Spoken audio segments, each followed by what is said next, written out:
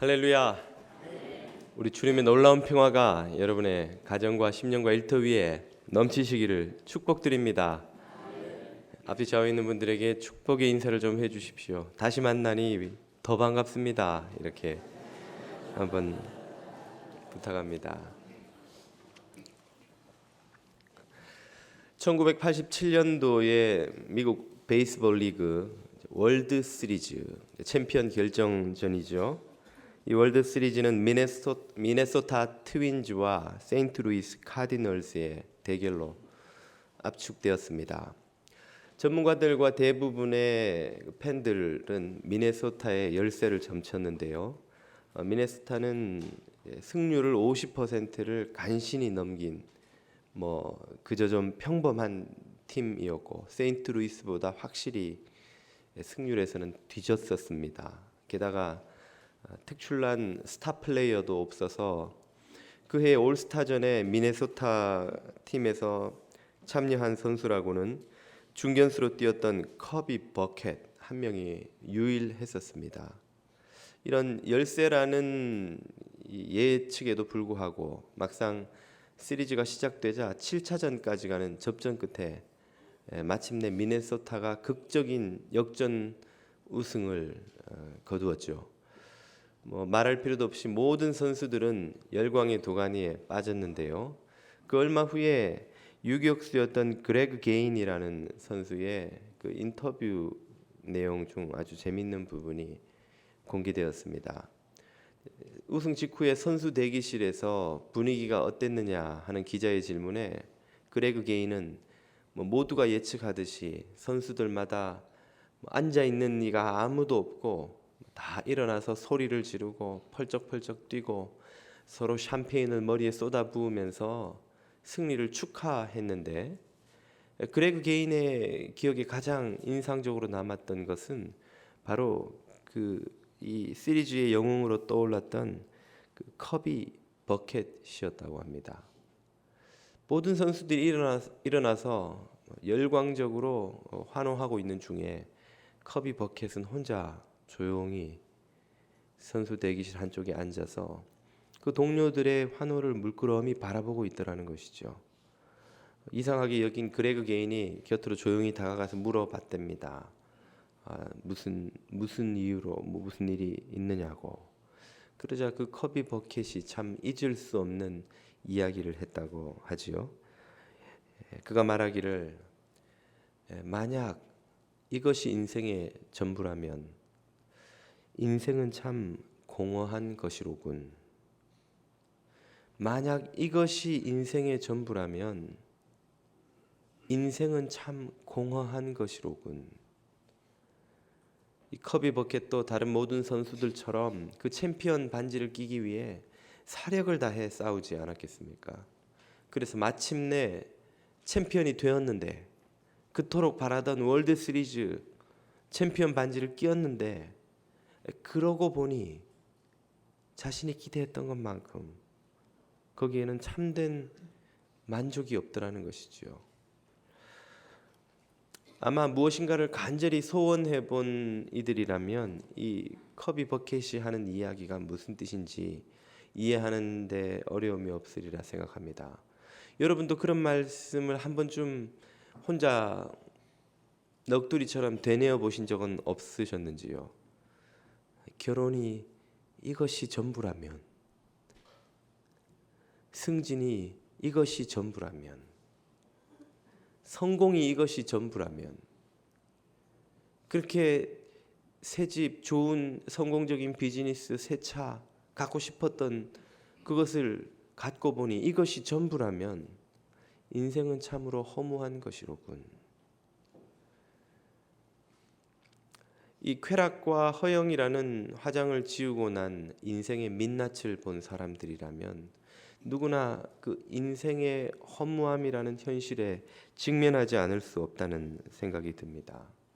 고대로부터 많은 지혜의 스승들이 이 인생의 허물을 극복할 이런저런 지혜를 인류에게 가르쳐 왔습니다만 그것들은 깊이에 있어서 모두 호수의 그 깊이와 같다고 비유한다면 오늘 우리가 보고자 하는 이 전도서의 지혜는 아마 저 대양 깊은 곳에 있는 심해의 깊이만큼이나 심오한 지혜를 우리에게 준다고 할 수 있겠습니다. 한 번이라도 퍼켓처럼 이 인생의 허물을 직면한 사람들이라면 오늘 이 전도서가 우리에게 가르쳐주는 하나님의 음성, 이 음성을 듣고 많은 형언할 수 없는 유익을 얻을 수 있으리라 생각합니다. 전도서는 바로 그들을 위한 선물이라고 할 수 있는데요. 다소 긴 이 전도서를 이 시간에는 좀 짧게 요약해서 핵심 메시지만 살펴보고자 합니다. 먼저 우리는 전도서에서 은혜의 메시지를 듣습니다. 그것은 저나 여러분 같은 평범한 범인들조차도 이 전도서의 저자인 전도자가 가졌던 지혜를 얻는데 무리가 없다는 것이죠. 전도서 12장 12절 오늘 읽은 본문을 한번 보십시오. 내 아들아 또 이것들로부터 경계를 받으라. 많은 책들을 짓는 것은 끝이 없고 많이 공부하는 것은 몸을 피곤하게 하느니라. 이 구절을 읽으시면 위로가 좀 되죠. 역시 이래서 내가 공부를 열심히 안 한 거였어. 역시 공부는 별로 남는 게 없어. 이렇게 생각하실지 모르겠으나 이 본문의 의미는 그런 것이 아니죠. 문맥을 보면 이런 뜻입니다. 내 아들아. 이것은 전도자가 독자들인 우리들에게 하는 말이라고 할 수 있죠. 우리에게 말을 겁니다. 또 이것들, 이 전도서의 메시지들을 주의 깊게 살펴보고 묵상하고 마음에 새기라는 거예요. 그렇게 하면 내가 일생을 거쳐 했듯이 많은 책들을 짓고 끝이 없이 많이 공부하는 것처럼 고생하지 않아도 그 지혜를 얻을 수 있다는 말입니다. 전도서의 앞부분에서 전도자는 그가 이 인생의 허물을 극복하기 위한 지혜를 얻으려고 얼마나 많은 대가를 지불했는지를 소개합니다. 자신의 인생 전체에 걸쳐서 탐구의 자세로 실제로 실험을 해보고 수많은 지혜 스승들의 책을 읽고 그 자신도 또 책을 쓰고 또 많은 고민과 번민과 방황을 거치면서 이 허물을 극복할 지혜가 어디 있는지를 그는 탐구해 왔다는 것이죠. 그랬던 여정이 방금 이 구절에서 소개되었던 많은 책을 짓고 많이 공부하고 고생하는, 몸을 피곤하게 하는 이런 여정이었던 것입니다. 그는 자기가 지불한 것과 같은 그 많은 시간과 에너지와 이 고민의 대가를 지불하지 않아도 이 전도서를 주의 깊게 읽고 묵상하면 내가 얻은 그 지혜를 여러분도 얻을 수 있을 것이요 하고 말해 주는 것입니다. 이것은 또 다르게 비유하자면 창업자가 참 가난과 차별과 고난을 견디고 온갖 못 먹고 못 입는 고생을 다 이겨내며 이 기업을 일군 후에 그의 아들 딸들에게는 아빠가 한 고생을 너희는 하지 않아도 내가 물려주는 기업을, 내가 가르쳐주는 지혜를 잘 듣고 그 길을 쫓아가면 너희는 어렵지 않게 이 비즈니스를 더 번창시킬 수 있을 것이다 하고 자녀에게 해주는 말과 같은 것입니다. 아빠가 한 고생을 너희들까지 할 필요가 없다는 거예요. 나는 못 먹고 공부도 못하고 잠도 제대로 못 자고 고생하면서 이 기업을 일구었지만 너희에게는 이 기반이 닦여 있는 이런 기업을 내가 물려줄 수 있으니 못하러 아빠처럼 고생하겠느냐. 아빠가 공부도 시켜줄 테니 MBA도 하고 열심히 노력하면 아빠처럼 고생 안 해도 비즈니스 잘할 수 있다 하는 말과 같은 것이죠. 제가 예전에 한번 말씀드린 기억이 납니다만은 제가 한국에서 군대 생활을 사단 비서실 근무병으로 했었습니다. 주일이면 그 부대 내에 있는 교회를 갔었는데 제가 모시던 사단장님도 늘 함께 예배를 드리셨어요. 한 번은 그분이 제게 그런 말씀을 하시는 겁니다. 김병장, 난 자네가 참 부럽네. 예? 제가 뭐가 부럽단 말씀이십니까? 나는 40이 넘어서 예수님을 알았는데도 이렇게 예수님이 좋은데 내가 자네처럼 진작 일찍 예수님을 알았더라면 얼마나 더 인생을 낭비하지 않고 참 하나님의 사랑을 알고 살았을까. 그걸 생각하니 자네가 정말 정말 부럽네 라고 말씀하시는 것이었습니다. 40이 넘고 50이 넘어 60이 넘어서 주님을 만나도 그 만남은 말할 수 없는 은혜인 것은 틀림없지요. 그러나 일찍 주님을 알면 알수록 인생을 낭비하지 않고 살 수 있다는 것입니다.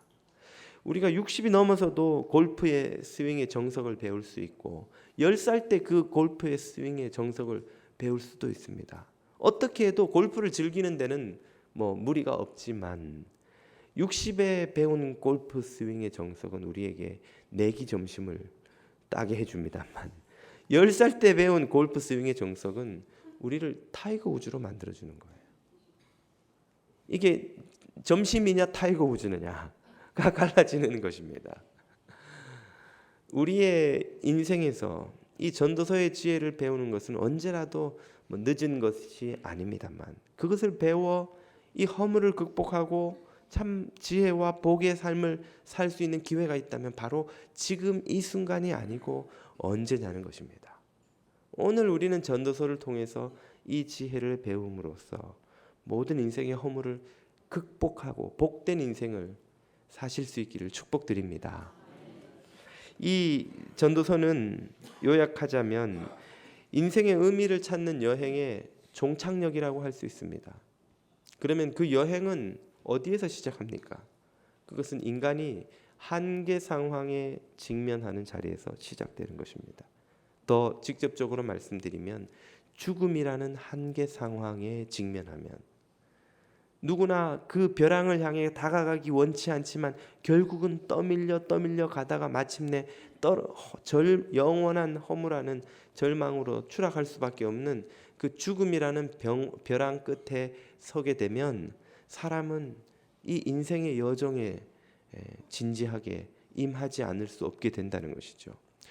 1999년으로 제가 기억합니다만 모리와 함께한 화요일이라는 책이 발간되어서 뉴욕타임즈 비소설 분야에서 4년 동안 베스트셀러 목록에 머무르며 전 세계에서 1,400만 부가 판매된 참 초 베스트셀러가 되었죠.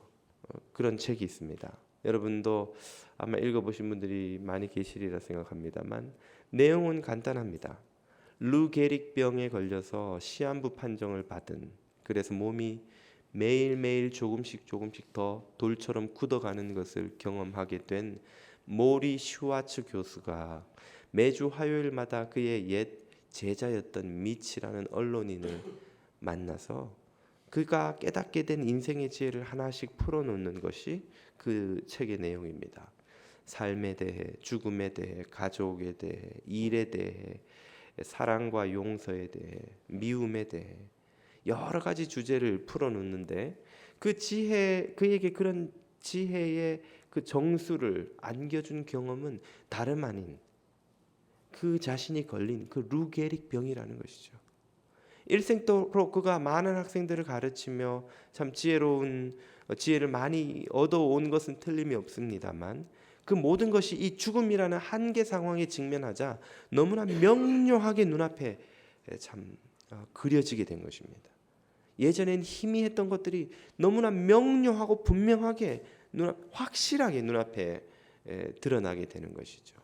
우리들이 이런 인생의 허물을 깨닫고 그 인생의 의미를 찾아가는 여정에서 진보를 경험하는 순간은 대개 언제입니까? 우리가 성공하고 잘 나가고 남들의 부러움을 살 때가 결코 아닙니다. 기대했던 꿈이 깨어지고 실패하고 내 능력의 한계를 체험하고 내가 원하는 대로 인생이 풀리지 않을 때에, 한마디로 인생의 한계 상황 앞에 설 때에야 우리는 다시금 그 인생의 화장을 벗겨낸 민낯을 보고 직면하게 되는, 그리고 지혜를 얻게 되는 유익을 얻는 것이죠. 전도자가 깨닫게 된, 그가 이런 이 인생의 의미를 찾아가는 여정을 시작하게 된 시점을 이렇게 그는 소개합니다. 전도서 1장 2절을 보십시오. 전도자가 이르되 헛되고 헛되며 헛되고 헛되니 모든 것이 헛되도다, 무의미하다, 허사다, 쓸데없는 짓이다. 전도서 2장 22절입니다. 사람이 해 아래에서 행하는 모든 수고와 공부하고 일하고 돈 벌고 집을 짓고 기업을 일구고 비즈니스를 하고 마음에 애쓰는 모든 것이 사랑하고 미워하고 시기하고 증오하고 다투고 원망하고 탄식하고 마음에 한을 품고 하는 모든 것이 무슨 소득이 있으랴? 아무 소용이 없다는 거예요. 아무 소용이 없다. 왜? 3장 19절로 가보십시오. 인생이 당하는 일을 무엇입니까? 죽음이죠. 짐승도 당하나니 그들이 당하는 일이 일반이라. 똑같다 이 말이에요. 똑같다. 사람이나 짐승이나 개나 소나 다 동일한 호흡이 있어서 짐승이 죽음같이 사람도 죽으니 사람이 짐승보다 뛰어남이 없음은 모든 것이 헛되기 때문이다. 한때 미스 코리아, 미스 유니버스처럼 이뻤던 그 아가씨는 어디 가고 말이죠. 호스피스 병동에서 산소호흡기를 끼고 누워있는 이 노파를 보면 그 아름다웠던 아가씨는 어디 갔냐는 거예요. 한때 세상을 호령했던 영웅이, 권세자가, 권력자가, 사람들의 부러움과 사랑을 한 몸에 받던 탑스타들이, 인기 있는 가수들이, 무비스타들이 말이죠. 떵떵거리며 부러울 것이 없듯이 살던 그 부자들이 다 어디 갔냐는 거예요. 인생이 결국을 쫓아가 보니까 묘비 밑에 흙이 되어서 누워있더라는 것이죠. 개 한 마리 죽은 것이나 그 인생 죽은 것이나 결국은 뭐가 다르냐는 겁니다. 그러니 그 찰나같이 짧은 인생 살면서 좀 잘났다고 뻐기고 우쭐대고 하는 것이나 그 짧은 시간에 어차피 다 제가 되어 사라져버릴 돈 얻겠다고, 명예 얻겠다고, 권세 얻겠다고 쫓아다니는 것이 다 무슨 소용이 있냐는 거예요. 다 쓸데없더라. 다 허무하더라. 그걸 못 누려봐서 그런 모양이죠. 전도자가 전도서 1장에서 뭐라고 말합니까? 다윗의 후손 나 전도자는 누구보다 큰 부를, 누구보다 큰 명예를, 세상 사람들이 누린다는 쾌락은 모조리 다 누려보고 자기가 그걸 실험을 다 해봤다는 거예요. 여기에 기쁨이 있을까? 저기에 만족이 있을까? 저기에 허물을 극복하는 길이 있을까? 다 해봤다는 거예요. 그래도 다 헛되더라 하는 것이 전도자의 결론입니다. 그의 허무에 다 절망을 더해주는 것은 이 찰나 같은 인생이 짧은 것만으로도 한스럽고 안타까운데 공정하지도 않더라는 거예요. 인생이 짧으면 공정하기라도 하면 좀 덜 억울하겠는데 그것이 그토록 짧은 데다가 불공정하기까지 하더라, 불공평하더라 하는 말입니다. 3장 16절을 보십시오. 또 내가 해 아래에서 보건대 재판하는 곳, 재판정이 어디입니까? 이 세상에서 공의의 마지막 보루가 아닌가요? 세상이 다 불의해도 여기 재판정에 가면 적어도 공의로운 판단을 받을 수 있어야 하는 마지막 보루가 재판정인데 거기조차도 뭐가 있더라? 악이 있더라. 그 정의를 행한다는 곳 거기 가봐도 악이 있더라는 거예요. 악이. 돈이 있어야 거기서도 이기지. 돈 없으면 유전무죄, 무전유죄더라. 세상이 옳고 그름에 따라 판단되지 않고 돈이 있냐 없냐, 힘이 있냐 없냐로 판단되더라. 인생이 짧은 것도 억울해 죽겠는데 그 짧은 것이 불공정하기까지 하니 참 기가 막힐 노릇이다. 인생은 허물을 넘어 절망밖에는 남는 것이 없는 것이 인생이다 하는 말이죠. 전도서 4장 1절은 또 이렇게 말합니다. 내가 다시 해 아래에서 행하는 모든 학대를 살펴보았도다. 권력자들이, 부자들이, 권세자들이, 세상에서 힘 있는 자들이 힘 없는 자들을 어떻게 학대하며 착취하며 이용하며 속이며 사는지 내가 다 살펴보았다. 이 전도자가 곰곰이 이 세상 경제 구조를 살펴보고 권력 구조를 살펴보고 사회 구조를 살펴보고 그럴듯한 명분으로 포장된 정치 구조의 허점을 다 들여다보니까 이게 학대요, 착취요, 이용이요, 악이더라는 거예요. 그런데 봐라, 학대받는 자의 눈물이로다. 그들에게는 위로자가 없도다. 그 그릇된 것을 바로잡아줄 세상에 어떤 왕도 영웅도 재판정도 공의로운 판사도 없더라는 거예요. 아무도 그 불의에 대항해서 불의를 거슬러서 이 세상 사람들에게 위로를 줄 수 있는 존재가 없더라 하는 것입니다. 절망이죠, 절망. 그래서 전도자에게 있어서 인생이란 허무의 벼랑에 추락해 불의의 가시덤불에 갇힌 가련한 새끼 양의 모습과 같은 것입니다. 제 힘으로 벗어날 수도 살아날 수도 없는 인생. 그런 허무와 절망의 인생을 극복하는 지혜는 어디 있는 것입니까? 전도자는 그 자신의 삶의 경험과 실험을 통해 그리고 그가 탐구한 모든 고대 스승들의 지혜를 통해서 두 가지 결론을 맺고 있습니다. 그 첫 번째는 허무의 벼랑을 날아오르는 날개입니다. 허무의 벼랑에 우리 인생이 추락할 때 우리에게 날개를 달아주어서 다시 우리로 하여금 날아오르게 해주는 그 지혜가 거기에 있다는 것이죠. 그것은 바로 우리의 찰나처럼 짧은 이 인생이 하나님으로부터 온 선물이라는 깨달음입니다. 이것이 짧아요. 정말 짧습니다. 그런데 그 짧은 인생이 바로 하나님의 선물이라는 거예요. 이게 무슨 뜻입니까? 여러분, 사랑하는 연인이 먼 곳에 오래 머물러야 해서 참 그리움을 담아서 여러분에게 탐스러운 꽃다발을 보내왔다고 가정을 해보십시다. 여러분은 그 꽃다발을 어떻게 대우하겠습니까? 관리하겠습니까? 화무시비롱이라고 어차피 열을 못 갈 꽃다발인데 이거 가져와봐야 뭐하나. 에이, 쓰레기통으로 바로 던져버리실 분이 여러분 중에 계신지요? 열흘이 못 가기 때문에라도 더더욱 그 꽃다발을 보낸 연인의 마음을 생각하며 느끼며 그 꽃의 향기와 아름다운 색채를 즐기고 누리고 감사해야 하지 않겠냐는 거예요. 매일 아침 눈 뜨면 제일 먼저 꽃의 향기를 맡으며 화병에 물을 담고 꽃을 정성스럽게 꽂아서 예쁘게 한 다음 거기에 그 향기를 맡고 또 그 꽃의 색을 즐기며 그 장미의 붉은빛 또 그 백합의 흰빛 그 코스모스의 그 자줏빛 이런 형형색색의 빛들을 열흘이 금방 지나가 버릴 거 아니에요. 그럼 그 열흘 동안 그걸 할 수 있는 한 최대한 그걸 누려야죠. 그 색을 보고 감사하고 눈을 뗄 수가 없는 거죠. 그 꽃에서 그 향기를 맡고 막 그 연인의 모습을 생각하는 거예요. 사랑하는 연인, 실감이 잘 안 나실 수도 있겠네요. 자녀가 보내줬다고 할까요? 여러분의 먼 나라에 저 일 때문에 나가 있는 자녀가 보내준 꽃이라고 한번 가정을 해보십시오. 이게 전자가 실감이 안 되시면, 네. 그 보내준 사람의 그 마음을 생각하며 그 꽃의 향기와 그 색채를 누려야지요. 열흘 동안. 그리고 열흘이 지나서 그것이 이제 막 바짝 마르면 어떻게 해야 됩니까? 또 이렇게 거꾸로 매달면 그게 그 뭐가 되죠? 이게 말린 꽃이 되잖아요.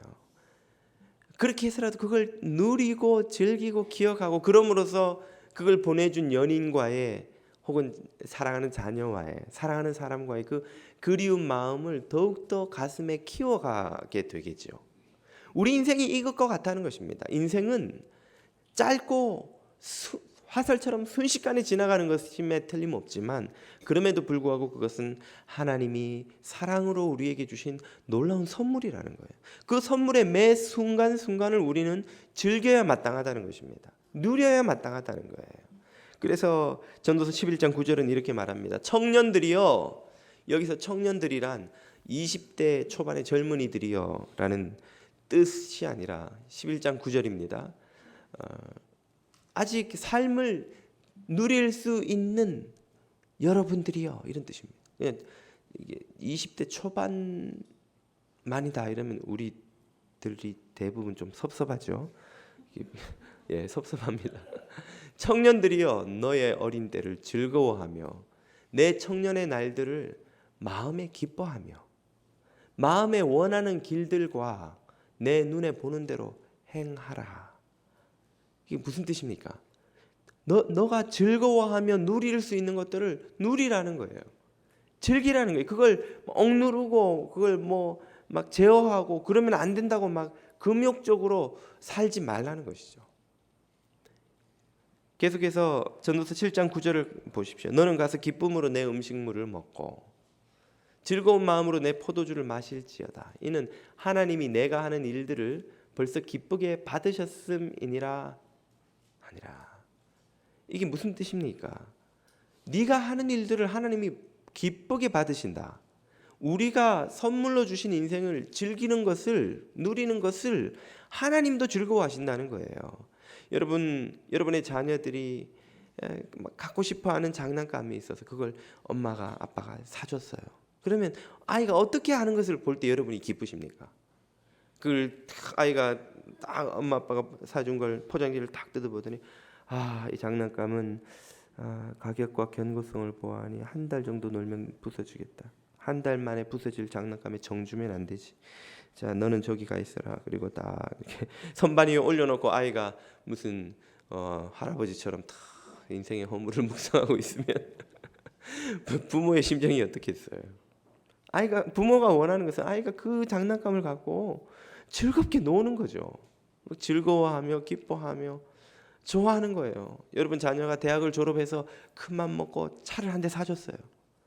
참 무리해서 사줬는데 이 아이가 차를 탁 키를 봤더니 하는 소리가 한 10년 타면 어차피 폐차될 차인데 이런 차에 시간 뺏기면 되나?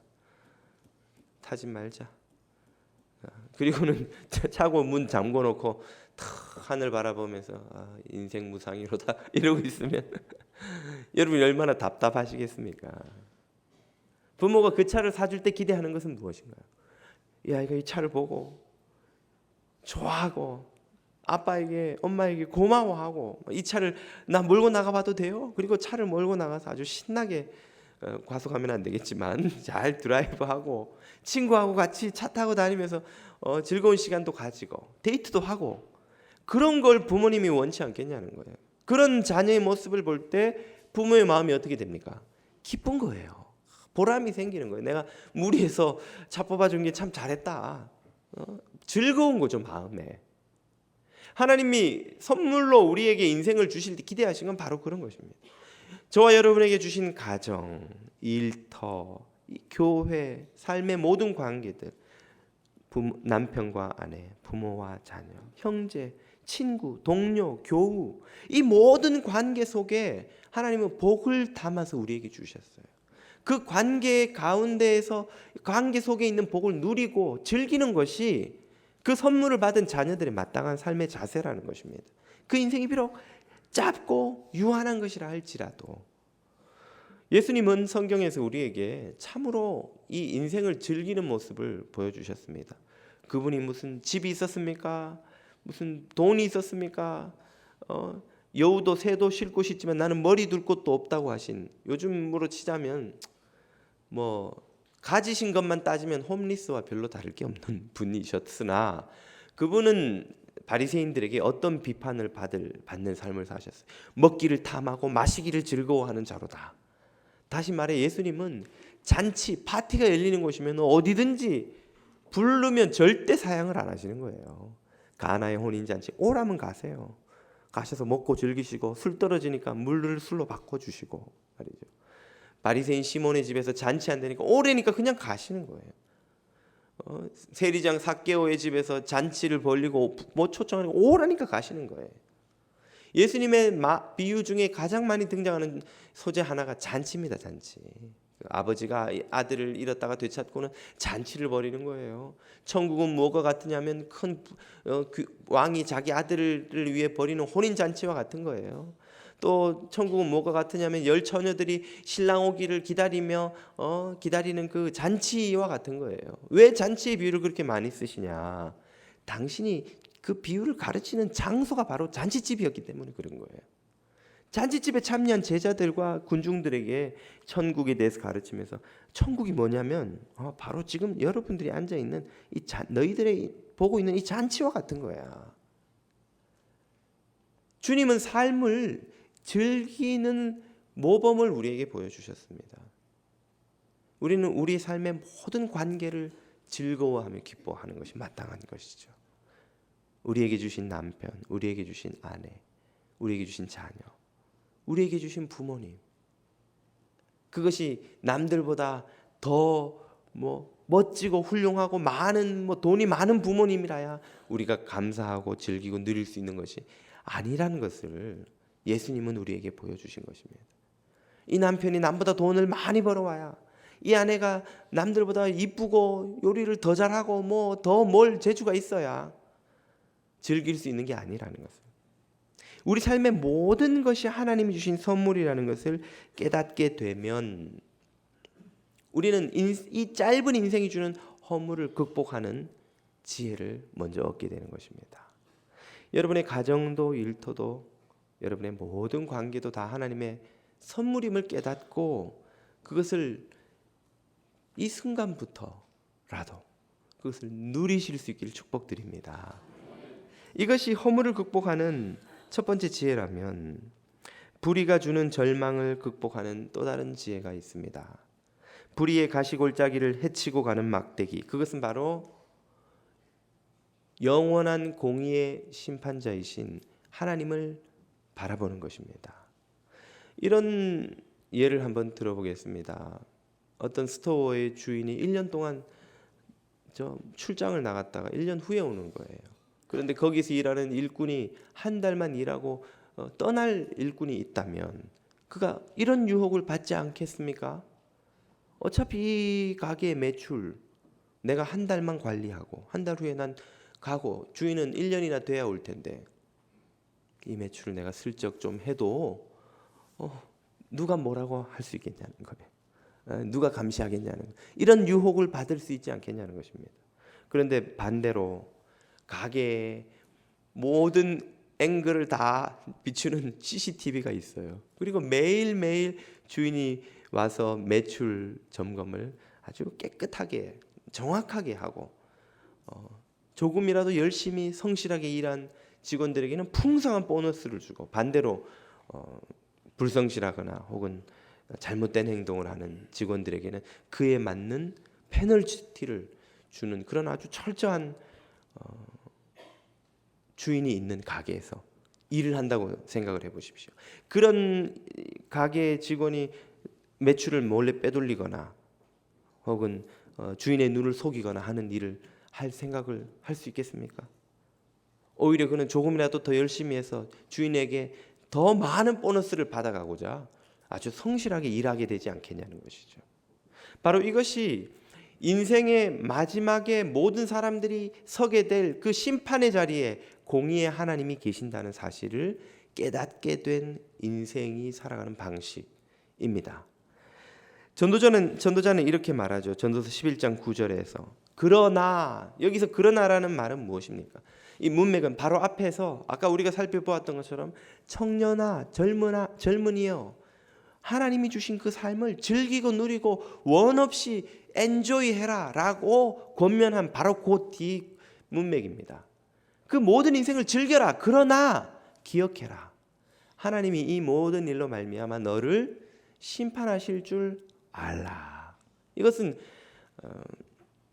창세기에 등장하는 하나님이 에덴 동산을 주신 그 아담과 하와에게 주신 말씀과 같은 메시지죠. 아담아, 하와야, 여기 내가 가든에 있는 모든 나무 실과를 다 너에게 주노니 네 마음대로 따먹어라. 그러나 다만 선악과에 있는 이 열매만은 따먹지 말아라. 여기서 첫 번째 강조점은 모든 것을 하나님이 다 주셨다는 거예요. 자유와 풍요와 복을 다 자녀에게 주셨다는 것입니다. 그러나 그것을 진정 누리기 위해서는 지켜야 될 선이 있다는 거예요. 선악과라는 마지노선이 있다는 거예요. 이 젊은이에게 모든 것을 다 인생을 누리라고 해놓고 기억해야 될 것은 하나님이 계신다는 걸 기억하라는 거예요. 하나님이 우리의 남편을, 우리의 아내를, 우리의 가정을, 우리의 일터를, 우리의 삶을, 집을 여러모로 우리에게 누리라고 주셨는데 우리가 그 모든 것을 누림에 있어서 지켜야 될 선을 지키지 않게 된다면 하나님 앞에 서야 할 때가 온다는 걸 기억해야 된다는 거예요. 아내를 즐거워해야 되는데 아내가 아닌 여자를 즐거워하거나 또 아내가 아닌 또 다른 남자를 즐거워하거나 그러면 안 된다는 거죠. 그것은 하나님 앞에서 계산해야 될 때가 온다는 것입니다. 10절 그런즉 근심이 내 마음에서 떠나게 하며 악이 내 몸에서 물러가게 하라. 여기서 말하는 근심은 그 하나님의 질서를 거슬러서 구하여 사는 삶, 욕망을 구하여 사는 삶이 가지고 오는 근심입니다. 여러분 스피딩을 하면 그래서 티켓을 따면 마음이 어떻습니까? 불쾌하죠. 근심이 생기죠. 나가야 될 몇백 불짜리일까? 근심이 되죠. 죄는 우리에게 근심을 가지고 옵니다. 악은 우리의 삶을 파괴하죠. 그것을 물러가게 하라. 12장 1절 너는 청년의 때에 너의 창조주를 기억하라. 너를 누가 지으셨는지. 13절 일의 결국을 다 들었으니 여기서 결국이라는 것은 전도서 전체를 통해 전도자가 가르친 내용의 마지막을 말하는 겁니다. 전도서를 1장부터 이 12장까지 다 읽었지. 주의 깊게 읽고 들었지. 그러니 결론을 이제 내리마. 결론은 뭐냐면 하나님을 경외하고 그의 명령들을 지킬지어다. 이것이 모든 사람의 본분이니라. 14절 하나님은 모든 행위와 모든 은밀한 일을 선악간에 심판하시리라. 아멘. 하나님이 모든 세상의 불의에 대해 심판하실 분이라는 사실을 믿는 이 믿음이 우리를 절망으로부터 구원해 주는 것입니다. 불의 때문에 겪게 되는 모든 절망에서 우리를 구원해 줄 뿐 아니라 그 불의의 유혹까지 세상이 어차피 이렇게 더럽고 추하고 엉망이라면 나도 그 불의에 가담해서 내 살 길만 찾으면 되지 않을까 하는 불의의 유혹으로부터도 우리를 구원해 주는 것입니다. 불의의 희생자가 되어 신음하는 인생들에게는 견딜 힘을 주시고 항거할 용기를 주시는 거예요. 하나님이 없다면 이 견고한 불의의 구조를 나같이 무력한 사람이 싸워 이길 용기 자체가 생기지 않는 거죠. 지레 포기할 수밖에 없는 것이죠. 그러나 영원한 심판자이신 하나님이 계신다면 그분이 의로서 심판하실 것이고 마침내 의가 승리할 것을 믿는다면 불의 앞에 항거할 수 있는 믿음이 생기는 것입니다.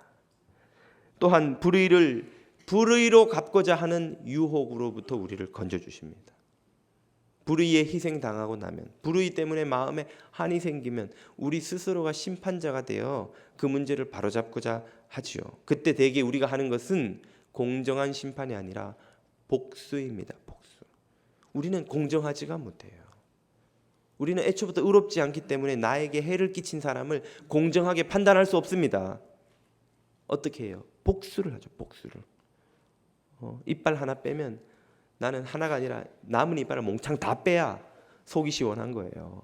그래서 이에는 이, 눈에는 눈이라는 표현이 네 눈을 뽑으면 너도 눈을 꼭 뽑으란 말이 아니고 뽑으려면 눈 하나만 뽑으라 그 뜻이에요. 우리는 눈 하나 상하면 어떻게 해요? 저 인간 눈을 다 뽑아버려야 돼요. 이빨 하나 부러지면 그 인간 이빨을 왕창 다 부러뜨려야 속이 시원하지 똑같이 해서는 안 되는 거예요. 모세의 율법이 눈에는 눈, 이에는 이라는 것이 예수님이 그걸 정확히 어떻게 해석해 주셨습니까? 그것은 너희들의 완악함 때문에 어쩔 수 없이 모세가 준 법이다.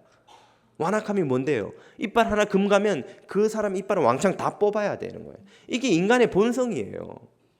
우리는 불의 앞에서 또 불의로 그것을 갚으려고 합니다. 복수함으로써 문제를 해결하려고 하죠. 그렇기 때문에 독재 정권을 타도하겠다고 나선 인간들이 정권을 잡고 나면 똑같이 독재하고 부패하는 이유가 그것입니다. 저 인간 썩어서 저 인간 때문에 우리나라가 안 된다고 하는 사람들이 그 자리에 올라가면 더한 짓을 하는 이유가 같은 이유인 거예요. 하나님이 최종적인 공의의 심판자가 되신다는 이 믿음을 가져야 우리는 불의를 불의로 해결하려 하지 않고 끝까지 의의 자리에 머무를 수 있게 됩니다. 왜요? 나도 불의로 하나님 앞에 심판받을 수 있기 때문에 그런 것이죠. 하나님이 주시는 이 소망으로만 우리는 절망을 이길 수가 있는 것입니다. 어떤 사람이 끝없이 펼쳐진 들판을 지나다가 한 잡초가 우거진 그 초원 앞에서 멈춰서서는 감탄을 하고 있었습니다. 땅도 넓고 기름지고 참 너무 뷰가 좋구나. 정말 멋진 땅이네. 그 나그네의 말을 조금 떨어져서 이렇게 듣고 보고 있던 한 사람이 다가오더니 그에게 말을 거는 거예요. 아니, 당신은 뭘 보고 이 땅이 그렇게 좋다는 겁니까? 보세요. 여기 잡초를 좀 제거하고 여긴 돌을 좀 걷어내고 저기에 물길을 이렇게 돌리면 이 넓은 땅이 과수원도 되고 밀밭도 되고 여기 과실수 또 꽃나무를 심으면 멋진 정원도 되고 정말 보이지 않으세요? 이 땅이 얼마나 아름답게 바뀔 수 있을지. 저는 이 땅이 참 좋아 보입니다. 그러자 그 사람이 하는 말이 그렇다면 당신이 그렇게 하세요 라는 겁니다. 아니, 남의 땅을 제가 누구 땅인지도 모르는데 제가 마음대로 땅을 그렇게 개간하고 하면 되나요? 지금부터 이 땅은 당신 땅입니다. 예? 그게 무슨 말입니까? 내가 이 땅의 주인이요. 내가 오래전부터 이 땅을 어떻게 할까 여기 나와서 늘 지켜보고 있노라니 지나가는 사람마다 하나같이 하는 소리가 불평과 원망과 험담입니다. 아이고, 무슨 땅이 이렇게 잡초가 많으니 못 쓰겠어. 아이고, 저 돌 저거 언제 다 걷어내나. 저거 이게 쓸모없는 땅이야. 이 물길도 없고 이 땅이 이게 누구 땅인지 몰라도 참 좀 못난 땅이네. 하나같이 그러고 지나가던데 당신은 이 땅의 가치를 알아보더이다. 당신 안에는 이 땅이 나아갈 비전이 있는 것 같아요. 당신 같은 사람이 아니면 누가 이 땅을 소유하고 개간할 수 있단 말입니까? 내가 드릴 테니 오늘부터 당신이 그렇게 해보시오 하더라는 것입니다. 이 짧은 우화가 우리 인생에 관한 비유입니다.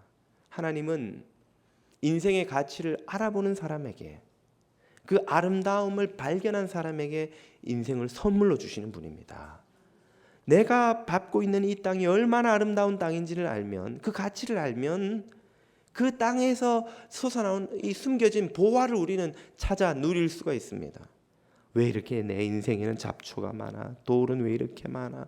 왜 남들은 금수저 물고 태어난다는데 나는 태어날 때부터 내 땅은 이렇게 척박하고 자원도 없고 이 모양이야. 그 가치를 알지 못하는 사람에게는 하나님의 선물이 아무런 선물도 복도 되지 못한다는 것이죠. 인생은 그 가치를 알아보는 사람에게만 열리는 보물상자와 같은 것입니다. 많은 사람들이 보물상자를 집안에 숨겨놓고 그걸 열어보지를 못하고 있어요. 왜? 그 가치를 알지 못하기 때문에.